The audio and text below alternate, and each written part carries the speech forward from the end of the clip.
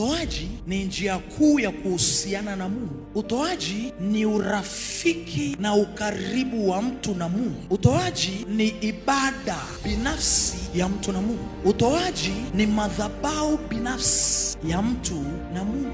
Utoaji ni kumheshimu Mungu na uchumi wako. Utoaji ni kumpa Mungu nafasi kwenye mapato na uchumi wako kwa ajili ya usalama. Utoaji ni kumfanya Mungu kuwa Bwana na Mwokozi wa eneo lako la fedha pia. Watu wengi Mungu ni Bwana na Mwokozi wa roho zao, lakini hawajamruhusu awe Bwana na Mwokozi wa uchumi wao. Ni hadi Mungu amefanyika Bwana na Mwokozi wa fedha yako, mashambulizi ya kiuchumi yataendelea. Na tunamtangaza Bwana kwamba yeye ni Bwana na Mwokozi hadi kwenye eneo la fedha kwa kumpatia fedha. Hakuna upendo wa kweli pasipo utoaji. Utoaji ni lugha ya upendo. It speaks love. Mtu anapokupa hauoni alichokupa kwamba ni kidogo au kikubwa, unaona love.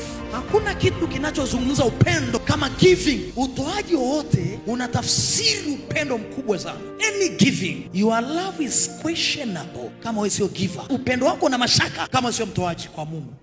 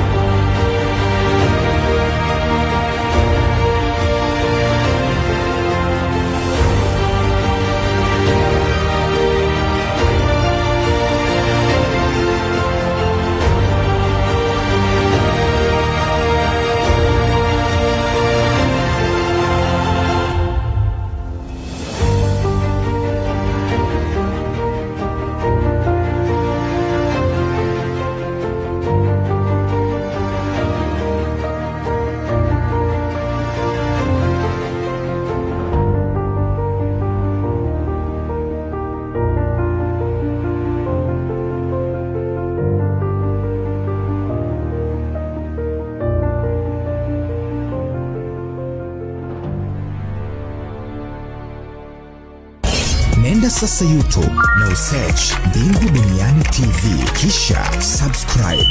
Mbingu Duniani TV ni madhabahu kamili ya neno na maombi. Hey!